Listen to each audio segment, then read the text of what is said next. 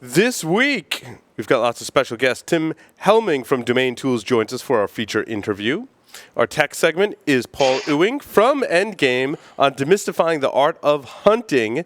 In our security news for this week, how to hire information security professionals, bribe them with liquor, because it's one strategy. A retail website considers password security optional. Very, very interesting. Troy Hunt did some research on that. We'll talk about that.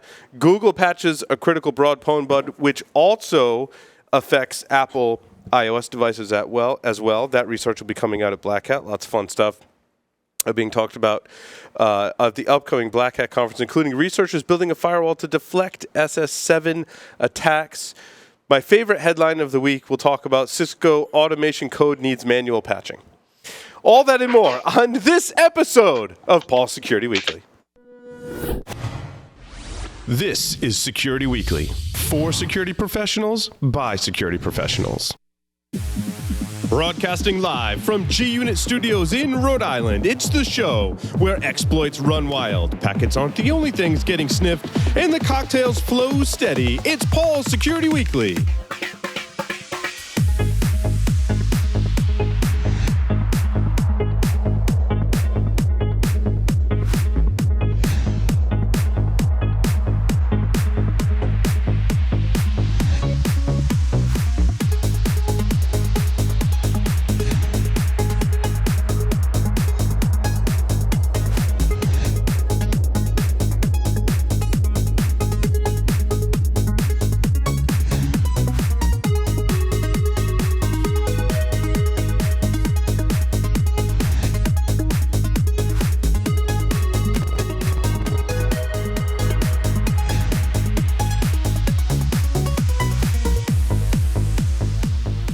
Brought to you by the SANS Institute, the most trusted source for computer security certification training and research. Visit SANS.org to explore their full curriculum and latest training offerings.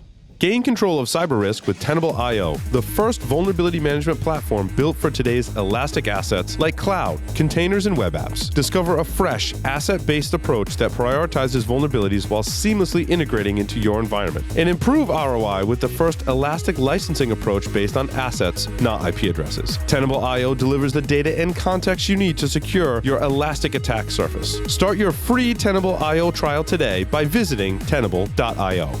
Onapsis is the leading provider of solutions to protect ERP systems from cyber attacks. Customers can secure their SAP and Oracle business-critical platforms from espionage, sabotage, and financial fraud risks. Visit them on the web at onapsis.com. Hi, and welcome to the show. I totally introduced our host right now, but I've got a totally awkward boner. Oh, wait. It's Paul Asadorian.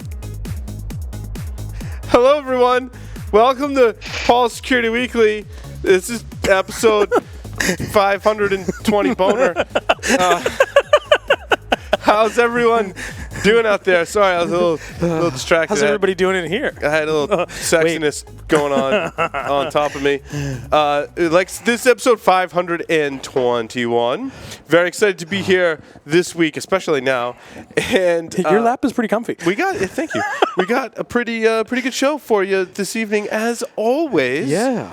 Of course, in studio and most recently on my lap, Mr. Larry Pesce is here with us this evening.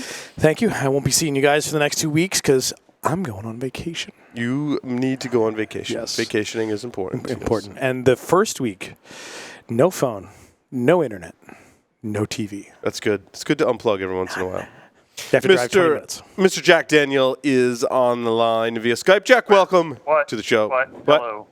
Hey. What's going on? Back with you again this week. Mr. Doug White is here with us as well. Doug, thank you for joining us tonight. This is awesome to have you on. Thank you for having me. I managed to get here somehow through the transporter system. Yes, it's awesome. And it's running on my new firewall, which I don't know when we want to talk about. I got like a little, it's not so much a tech segment, but I wanted to, we mentioned it on the show before. Yeah, let's like do right at the beginning of story type thing. Huh? Yeah, okay. We'll do it then. And announcements, we got those too. Hold on. Why am I so, I'm monitoring the health of my new firewall. That's why I'm distracted. IT Pro TV's courses now include Computer Hacking Forensic Investigator V9, Kali Linux, CompTIA A+ 901, and Accelerated CompTIA Security Plus. Premium annual memberships include all video content, as well as access to virtual labs and Q&A forums. For a limited time, get 30% off a monthly membership for the lifetime of your active subscription using the code SW30. Make sure you go do that. IT Pro TV is awesome. Alrighty. Wow, that was fast. I introduced everyone. I did announcements. I've heard that about you. Yeah, happens. Oh, I do have another. We're going to be at DefCon. Larry, you're going to be at DefCon. I will be at DefCon. In fact, my intern and I, Galen, will be speaking at the DefCon Demo Labs, which is very similar to the Black Hat Arsenal. Okay. Where it's Sunday from noon to 2 in booth 6, if I remember correctly, talking about Vapor Trail. You'll see myself and Security Weekly employees Sam and Mark.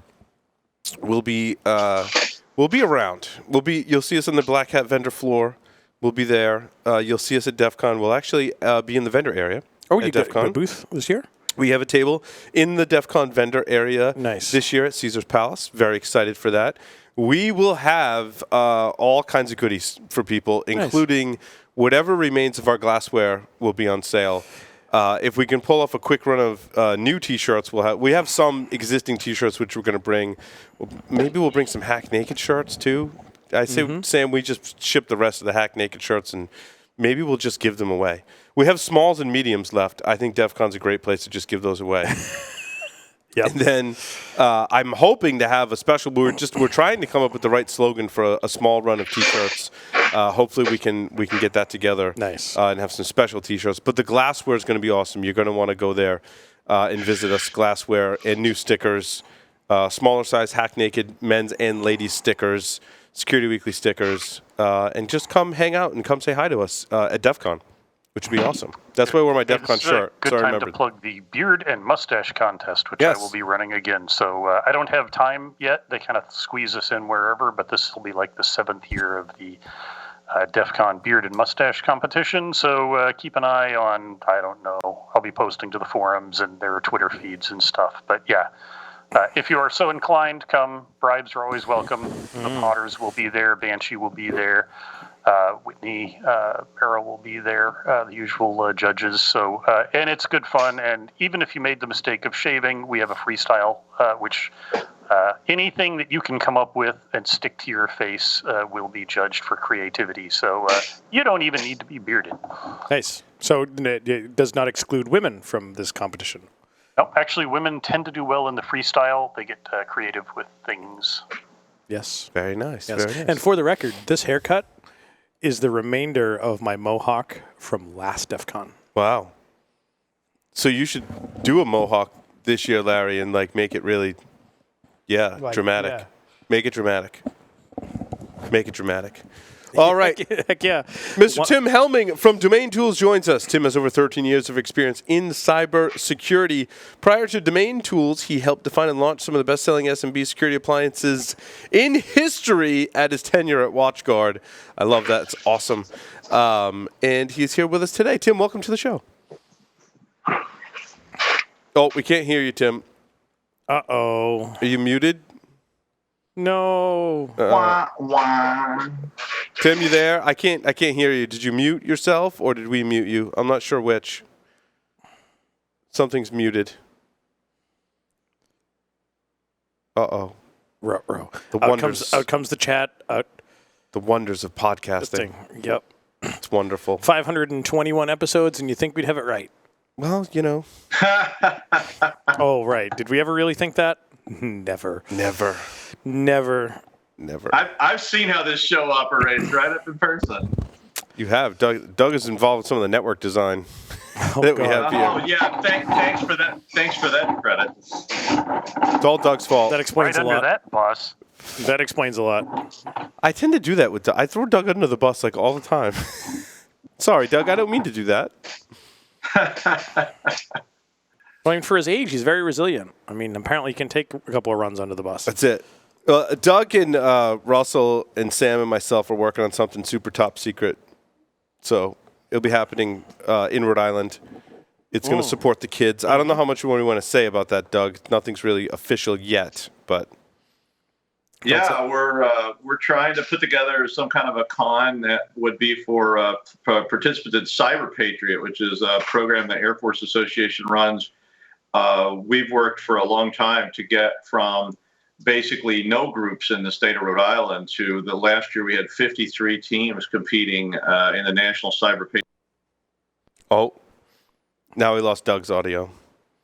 Something that would allow like high school kids to start learning how cons work, how to behave at cons, what kind of things you would expect to do at con. So we're sort of trying to put that together for the fall so that we can start introducing newcomers to the world of, debauchery and horrible things that we learn about cons. So I don't think we can introduce the drinking segments yet. So nobody's over the age of consent. So at this point, we'll have to limit that part of it. But they'll have to learn it somewhere. Some of them may be over the age of consent, but some of them may not be over the legal age of drinking here in the U.S. Exactly, because we have...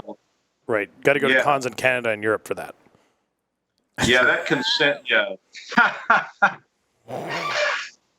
So we'll try to keep all that under control. Hopefully you'll be hearing about that in the not too distant future. Russ is the really good people person that's going to put all that together, I hope. You heard me, Russ, if you're out there listening.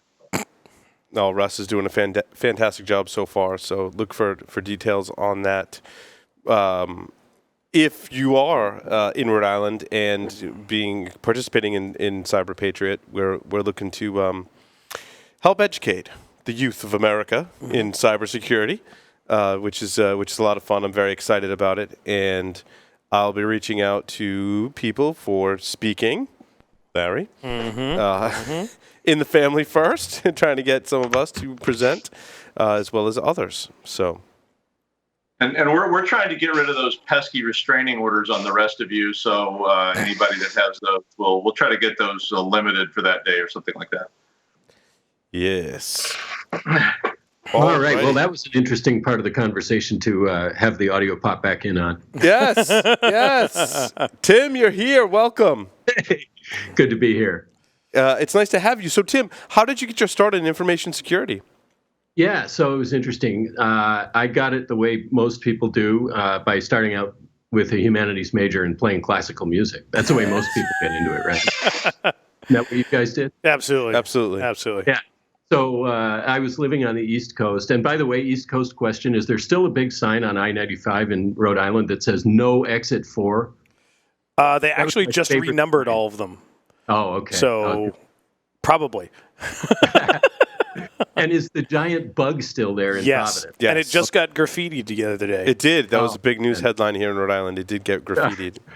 All right. Well, so anyway, this is, believe it or not, there's a small connection there. I was living back east. I was doing music. I was teaching it and stuff. And my now ex, but she wanted to move back out to Seattle, where we had both grown up. And so that was an ideal time for a sort of contemplation of the career. And do I want to change it? And the answer was yes. And so I joined a firewall company as a tech support rep. I had always kind of been, I have something of a technical aptitude. I'll say right now, I'm not a coder. I'm not a software guy, but I've always had geeky hobbies and understood technical stuff. So I learned a bunch of TCP/IP and became a support guy for a firewall company. Long story short, I had a really long run there doing a bunch of different things, wound up ultimately running product management there, and got bit by the security bug. I did a little stint at a startup that was not security related, and that was cool. But then, they did what more startups than not do, and then I needed another job, and that was a great thing because I found these guys at DomainTools, and they found me, and it's been really, really a lot of fun. Nice. Yeah, it's interesting. Jack has a similar background in working for do they still call it UTM? Doug and I were talking about that at another show earlier in the week. Yeah, it's the oldest ROUTM, which is the Sophos UTM line, which is theoretically being phased out in favor of the XG, which our guest will remember as the former Cyber Roam, having played in that space. Yeah, definitely. And since they're not sponsoring any of these, I can say this: everybody liked to compete against CyberRoam because it was a steaming pile. Well, XG just got the best performing firewall from an NSS Labs study. Yep. Well, that's another nail in the coffin of NSS Labs. As far as I'm concerned. Yep. So Tim, are you still in the greater Seattle area? I'm right in the middle of where it all happens in Seattle. Yes. Oh, very nice. Right downtown. If anybody listening has been to Seattle, we're right across the street from the Cinerama Theater, which is kind of an awesome place to be. Yep, absolutely. But also dangerous because they've got this chocolate popcorn now, and that's really kind of a problem. Oh yeah. So yeah, I'm a huge fan of Seattle, and Guardians is one of our offices is out there. So I'm out there a couple times a year, and my wife and I have both really fallen in love with the area. And in fact, we leave Sunday morning, just my wife and I. We land SeaTac at like noonish, and then we drive out to La Push for a couple of days. Nice. Oh, yes. Well, it's supposed to be awesome here. We had a brutal winter this last year. I know, like a total rain and a whole inch of snow. Seattle, right? And a little bit of snow. Which if you get about 14 flakes, that's enough to paralyze the city, sure. Which is hilarious. But yeah. So anyway, no, the summer's starting to be awesome here. Excellent. So, yeah, your timing is good. Impeccable. So in the UTM market, I just want to talk about that briefly. Doug and I were actually asking this question, is that when you get a device that can do all of those things, it's intrusion detection, there's a SIM built onto it, it can wax my car, all of those features are on one device. I find that those features to be somewhat limiting and really not great, although we speculate if that really does help the SMB or mid-market. What are your kind of thoughts on that, Tim? Yeah, that's an interesting question, and it's valid. I think if you are a shop that otherwise don't have the wherewithal to run some of those different layers of technology, then it can be pretty valuable to be able to do that. If one device is the way that you're able to do that, i.e. it would be kind of too much to run the separate things separately, then it can be useful to you. Also, I think it's worth remembering that the way most of those devices work, some of the functions they do are kind of overlapping, like IPS versus aspects of, beyond simple packet filtering, firewalling. There's a lot of overlap there. But VPN is a totally different thing, right? And you got to have that. And if you can run it on the same box and the admin console is fairly straightforward, then that's a good thing. And email security has a lot of pieces to it that are very separate from the firewalling stuff. And so if that runs on the same console and it works well, that's good. So it's easy to think about the overlapping pieces of it and wonder, should I be running separate layers of that, best of breed, independent things? And yeah, maybe. But if you get, if you can get good performance and you understand the UI and you're able to configure the thing, log it properly, et cetera, then that's a big benefit. So, and for a lot of SMB shops, that's, you guys know, right? The person who is running IT at a lot of small businesses is basically the person who figured out how to change the toner in the copier.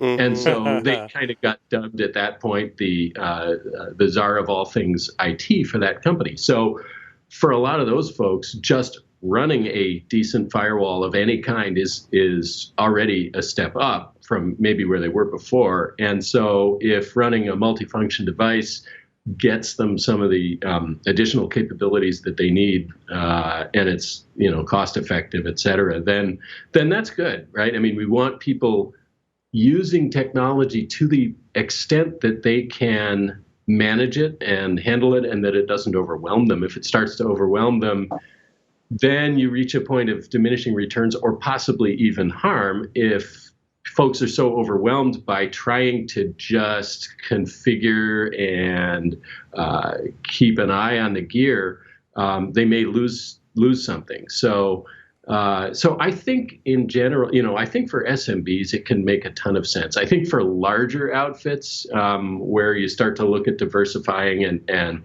avoiding single points of failure and getting some of the performance benefits you can get by separating the stuff out, that makes a lot of sense for bigger orgs. And I mean, Jack, would you agree with that, having come from UTM world, kind of? Yeah, absolutely.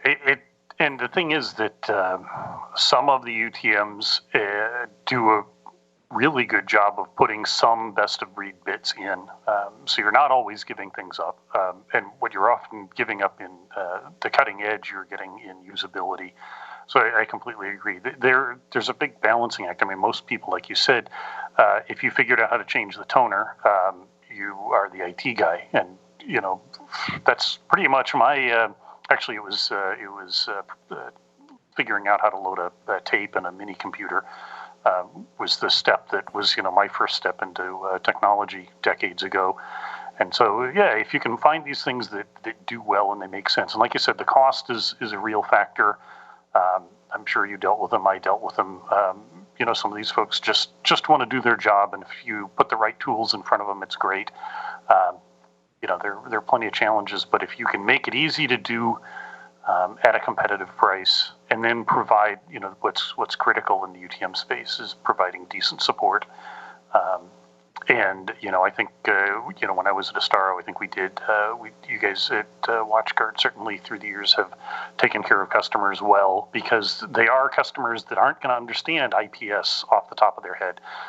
They're not going to really get, integrating with Active Directory, using some Linux variant kludge with Samba in it.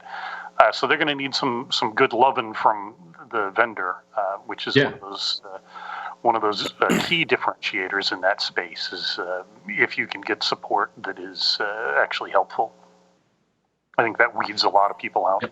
Not to throw rocks at CyberRoam again, but So Tim, then you made the transition to DomainTools. Is that correct from there, or? Well, I had another stop along the way. I worked for a little startup that had an interesting idea. They did peer-to-peer cloud storage, where the idea was that you would contribute unused hard drive space, and then when you wanted to store something, it would first be encrypted, and then it would be shredded into a lot of different shreds that would get fire-hosed out to these storage nodes around the world. And so it was massively distributed, massively redundant. It was really kind of interesting idea, but ultimately, it didn't quite make it for a variety of reasons. And so then I was back in the security game at DomainTools. And just for our listeners, I think a lot of us know DomainTools because we've gone to the web and we've used their tools to do, whois lookups and stuff. But give us a little bit of background about what DomainTools, a little bit of the history in what you're doing today. Yeah, totally. It's a pretty interesting story because especially for folks who may be a little more new to us and know us as a security company, we weren't always that by any stretch. So the company was founded by a set of domain investors. They call themselves domainers, and they used the whois information to facilitate buying and selling domain names. And this was really during kind of the earlier, almost gold rush years of domain names, where forget about infringing on trademarks or anything. You could register sort of a generic term, and that generic term could be worth a fortune later on. So they started the company essentially to do that, but they did some crucial things that, without realizing it, they were starting to lay the groundwork for this amazing security resource. So the first thing is they never threw anything away. They gathered whois records. They built a nice front end to let you do whois lookups via the web, but they kept all the records. And the second important thing they did was that they cross-indexed all of it. So, one of the first kind of important tools that came out of that was being able to do reverse whois. And these guys didn't invent reverse whois, I don't think, but it was But the idea that you could see, okay, here's a domain. It's owned by Paul Asadorian. Okay, well, let's see what other domains does he own. Oh, he owns these 10 other domains. So for them, that would help them figure out, is this person going to be maybe interested in this part of my portfolio or something, want to buy some domain names from me. So all that cross-indexing was valuable. So and then I'm sorry, I want to go back to that, Tim. So the reverse whois, largely what I found that is, it's a pay-for service. Like, that's not publicly available. I know that there are vendors, like Logarithm has a great way to search that data and cross-reference it. Yeah. Is it Logarithm or Threat Connect? Or it's both? probably Threat Connect. Threat Connect, sorry. Yep. Yeah. But Logarithm did some stuff in the phishing, I thought, too. Maybe not. I might be confusing the two. I apologize to Logarithm and Threat Connect both for that. Love you guys both. But largely it's part of a commercial product, or it's part of some paid service to do a reverse whois lookup on any really key term, right? Like, there are IDs in there, there's names, email addresses, phone numbers, but that information is not like public, right? There's no public open source repository of everything. Is that correct?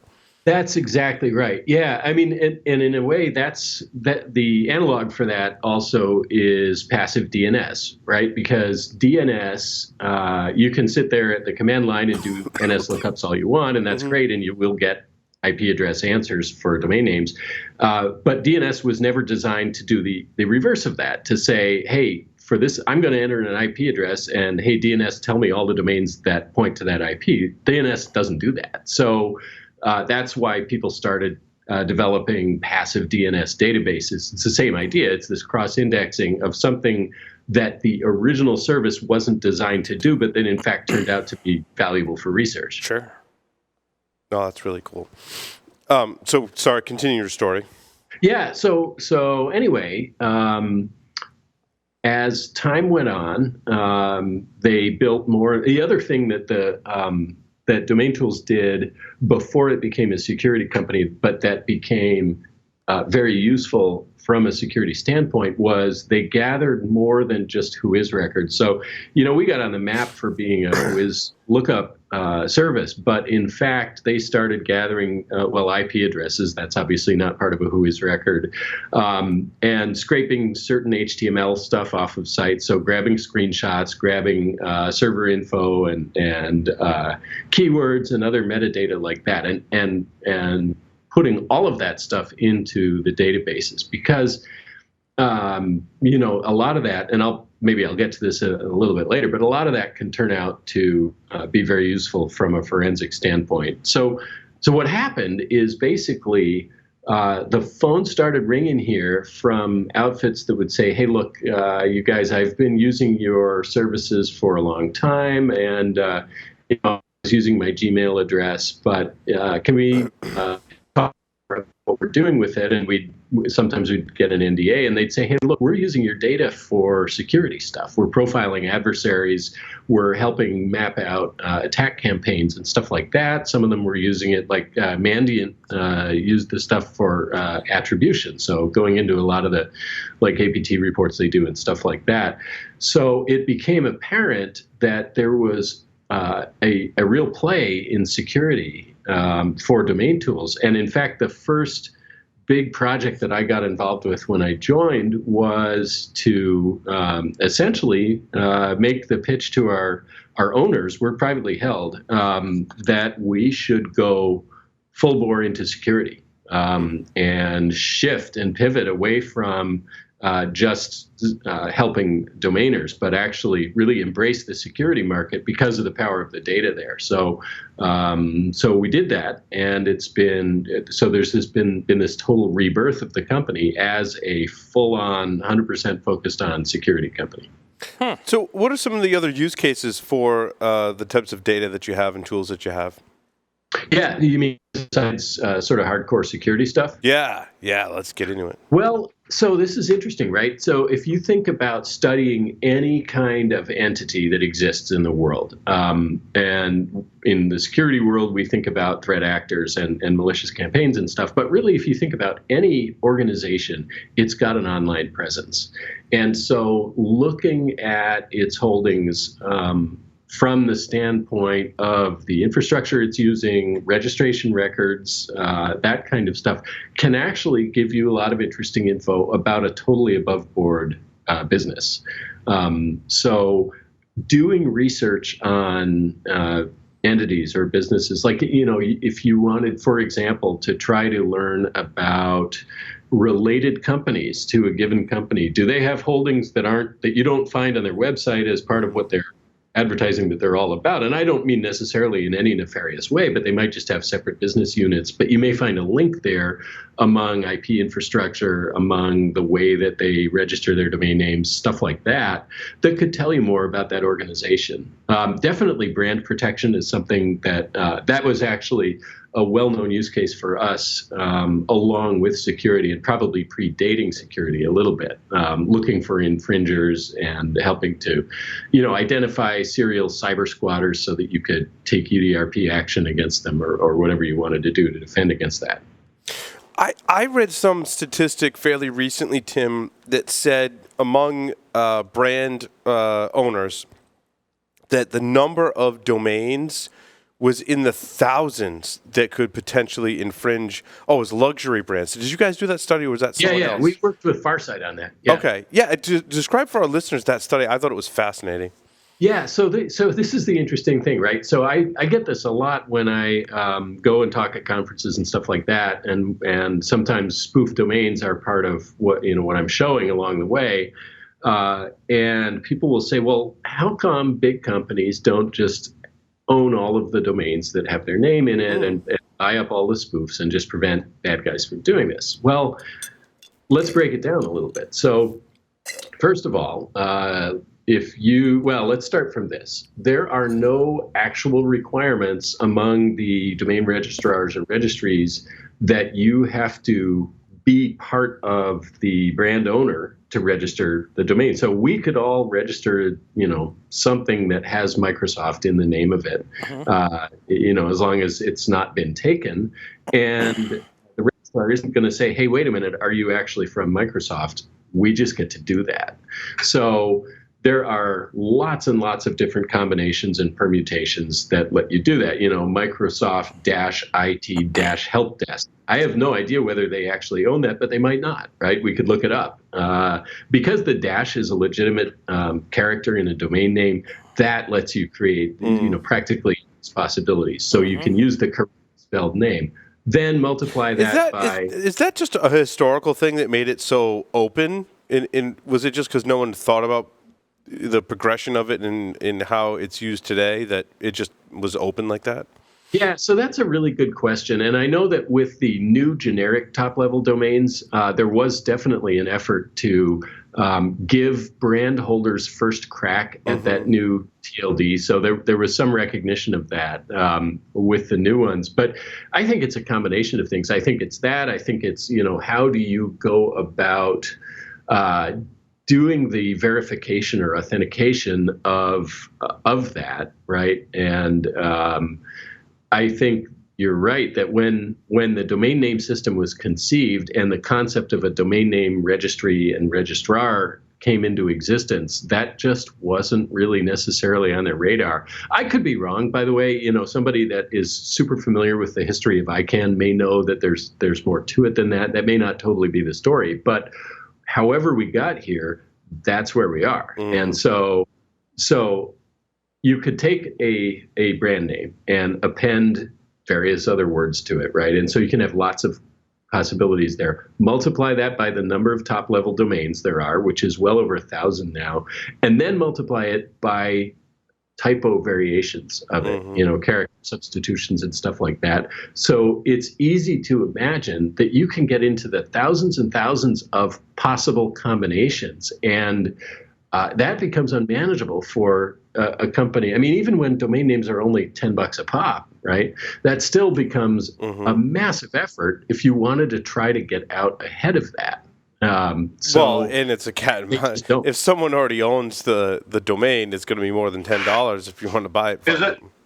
Isn't there a law called the Federal Anti-Cyber Squatting Act or something like that says that that when people try to sit on domain names or they license domain names and try to sell them back to the owners or use them for other purposes, that there actually are federal remedies in court that allow you to take action against that. I think there was a case with Donald Trump in the not too distant past, which involved somebody who had registered all these domain names and was using them to essentially harass his businesses, and they lost. Do you know about that? Yeah, so there definitely are court remedies, but that's part of the thing, right? You have to.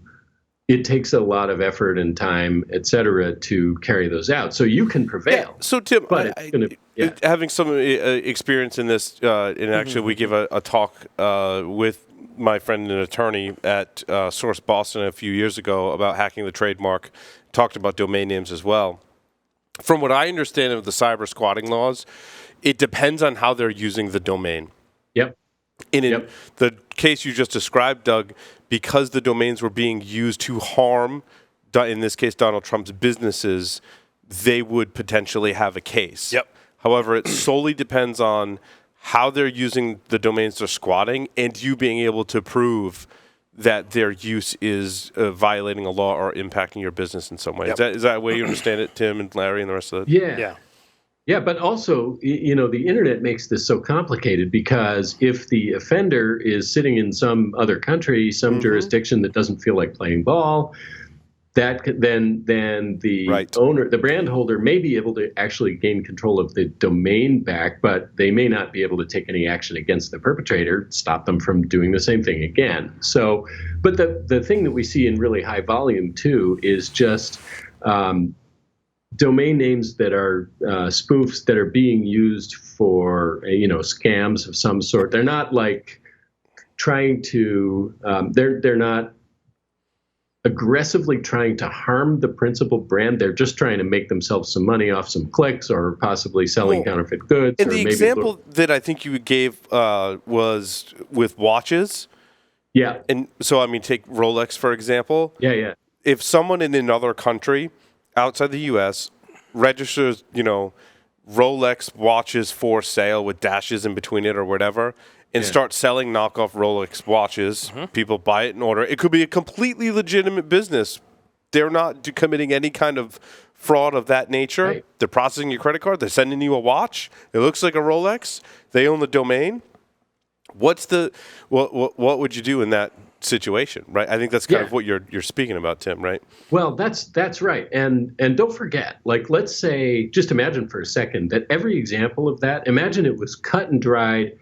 They absolutely were fraudulent.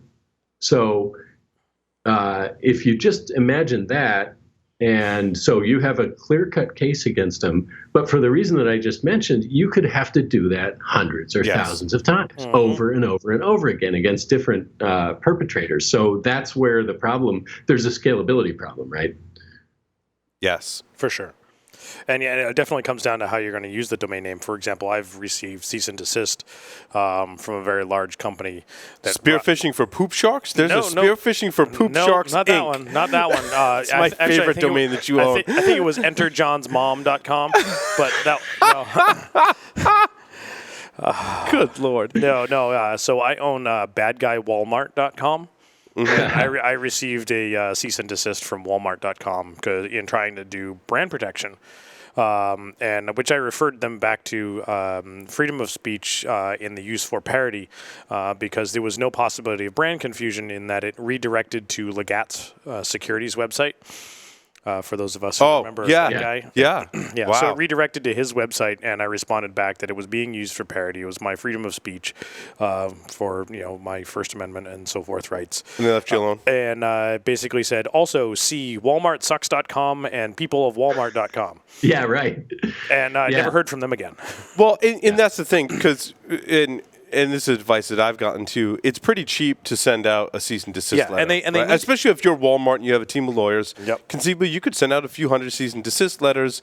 And, if 50% of the people are like, oh, that's bad, I'm just going to take that down. You've cut down on the amount of fraud that Tim is referring to, right? If the other 50 don't, you're like, I could spend more money and go after them. But why would I go after Larry? Right. And do that? And the big one, too, from my understanding, too, is it also becomes down to brand protection in that if they don't, and then it ever comes up later, they may have some potential have to relinquish their brand because they didn't attempt to defend it. And that's because they own the U.S. trademark, conceivably, for Walmart, right? And if you own a trademark, you're under obligation to protect it, or you could lose it. So sending out a cease and desist letter, and it depends on the circumstances. I mean, we're talking about law here, and we're not lawyers. But from what I understand, and that's just that's a standard practice that you're going to get when you have large legal departments who have a lot of lawyers sitting around to do this. I used to work for a company, and they did that all the time. If they even saw anything remotely related to them, they sent cease and desist letters, even though they probably have no basis. And I don't think they ever pursued litigation with it because that costs a lot of money. Sending out a letter cost them 30 cents or 32 cents or whatever a stamp cost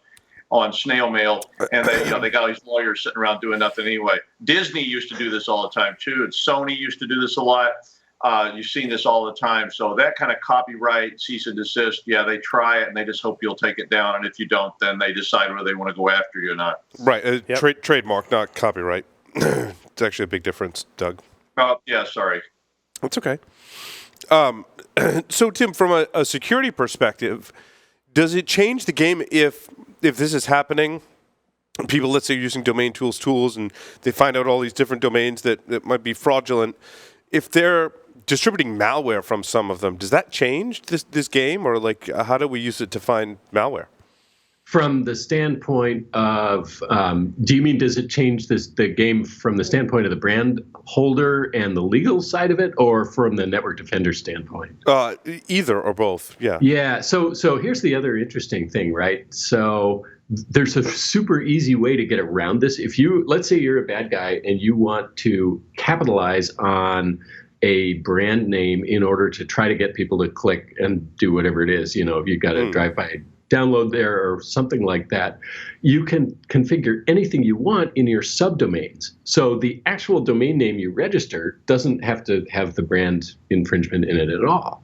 And I can do Microsoft.xyzpdqfubar.com, and the actual domain that I registered is xyzpdqfubar.com. And so that's not any sort of infringement. So subdomains make they add another layer to this where there is not, and I don't know whether there is anything legally that covers the use of subdomains, or that lets a brand holder go after somebody for using a subdomain on a non-infringing domain name. And you guys have, everybody's seen this, right? Where you see, I created a little domain that was for phishing education, and I used a domain name that I made for my daughter, but I made this little page that's like PayPal-account-login-12345 dot something, and then it was on a different domain name.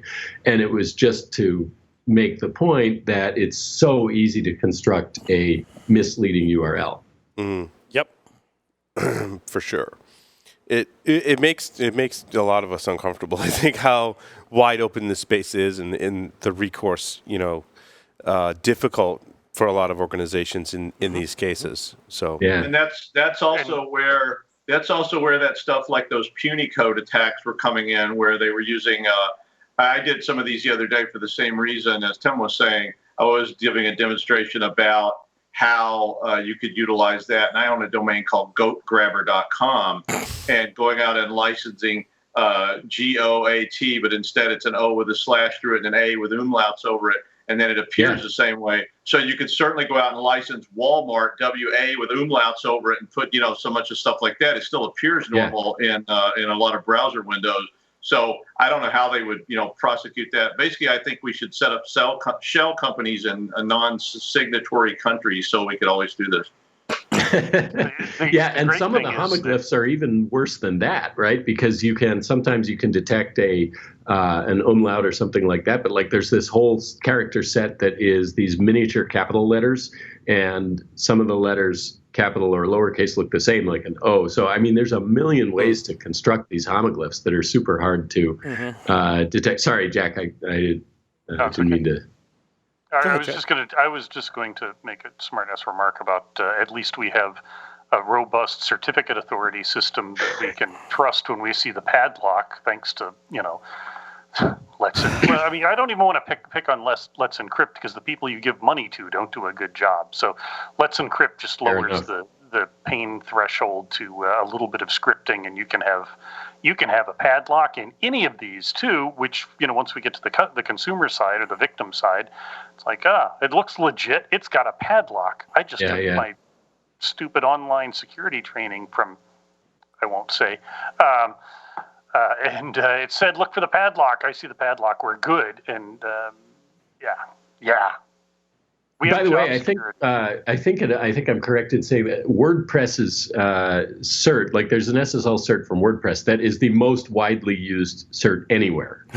People just grab it and reuse it, right? So, so you're right. Certs don't. I mean, sure, look for the padlock, but there's more to figuring out trust than just looking at that.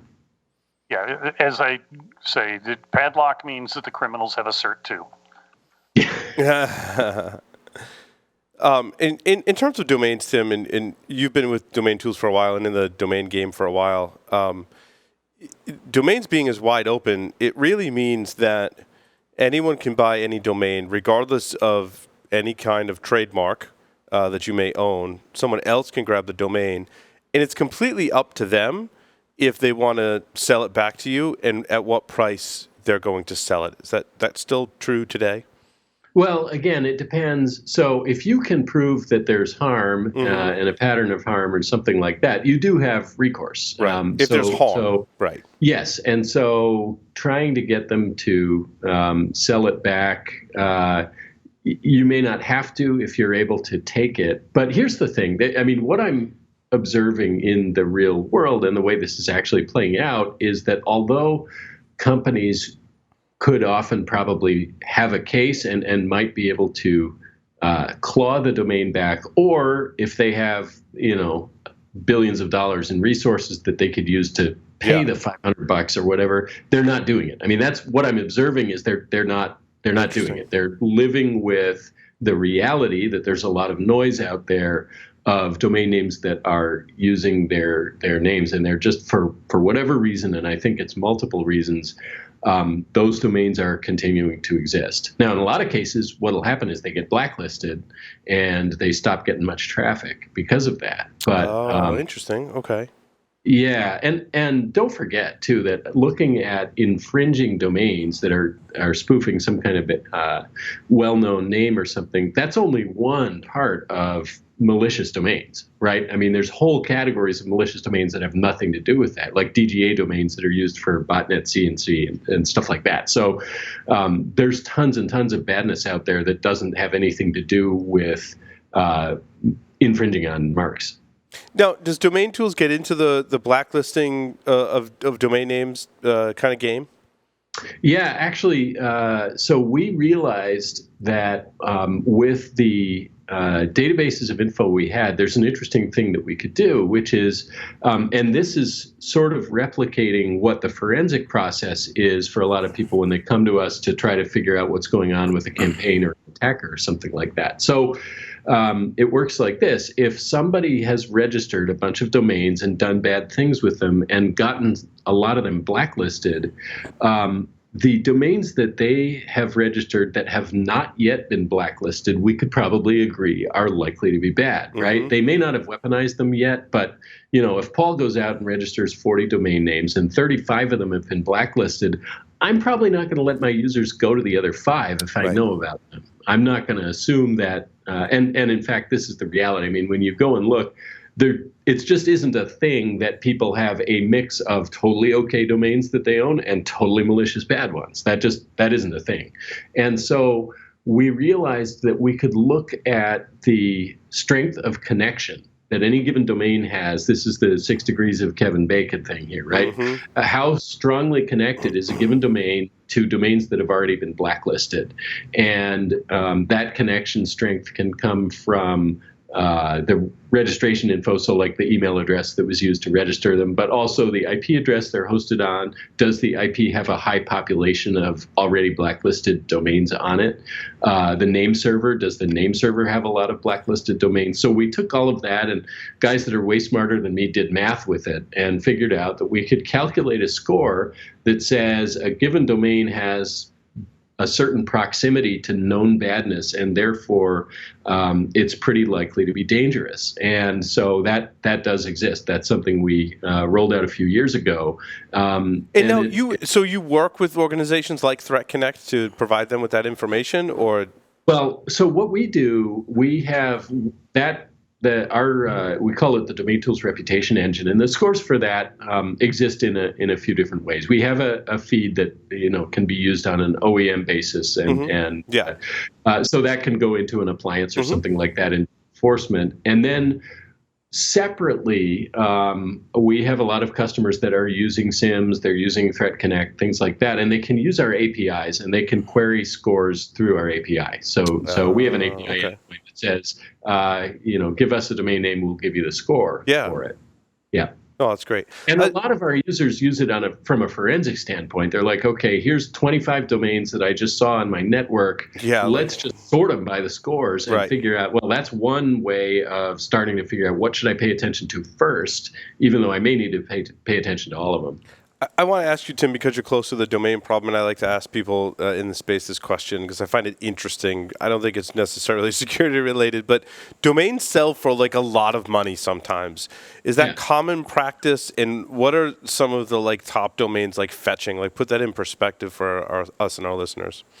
Yeah, that's a good question, and I will say that I would liken, from what I have observed about it, and I'm not a domainer. I haven't even played one on TV, but it's very analogous to gold mining. So there was a point in time where you could make a lot of money mining gold if you were early to a claim. You could mine a lot of gold and make a lot of money. And some people made huge bonanzas.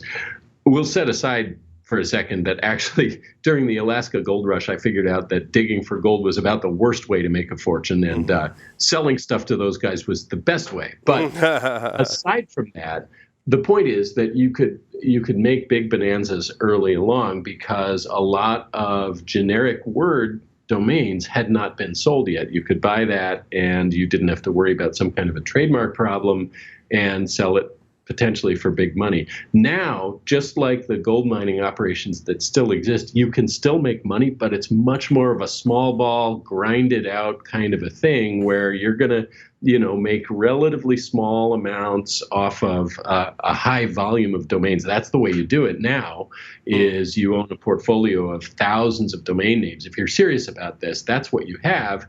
And, you sell them for potentially, in some cases, not a huge price. You're not getting the multi-$1,000 payout for a domain name is not a really common thing that happens now. You're lucky. Where you would luck out is if you had gotten either a generic word early along, or if you have a made-up word that some company decides to use as like their trademark or something, and but you had it long before they did that, and they decide they want to pay you a lot of money for it. But that's kind of a lucking out situation. I got you. Yeah, it's not like the guy that registered Covfefe before it became popular. Like that dude hit when Yep. I can only hope that you guys saw some of the tweet streams that happened with that. By the way, yes. Great moments. In fact, I was actually kind of disappointed that I didn't make it to register that domain name fast enough. Yes. I looked it up the day that happened. I looked it up, and it had been registered earlier that day. Yep. Oh, that's funny. So Tim, I have 5 questions. You want to play 5 questions with Security Weekly? Are you ready? Let's do it. All righty. 3 words to describe yourself.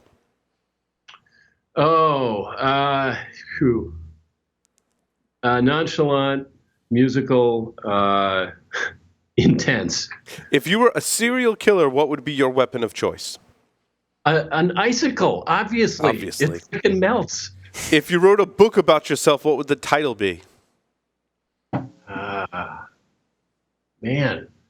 What a great question. The Icicle I'll Killer. think of it soon. That's the title. In the popular game of Ask Grabby Grabby, do you prefer to go first or second? Yes. Choose 2 celebrities to be your parents. Alive, dead, fictional, or otherwise. Live, dead, fictional. Mark Twain, and they didn't live at the same time, but Dorothy Parker. Holy crow, what a dinner time that would have been. Tim, very nice. Tim, thank you so much. Brothers, by the way, Tim. Nice. Awesome. Now, John, Jack, which half? Mark Twain or Dorothy Parker half? Mark Twain. I was going to say Mark Twain would be my guess, yes. My parents would be George Carlin and Mark Twain. Very nice. Very nice. George Carlin, nice pick. Yes. That'd be a good dinner time as well. Tim, thank you so much for appearing on Paul Security Weekly. With that, we're going to take a short break, come back, bring in our next special guest. Stay tuned. Don't go anywhere.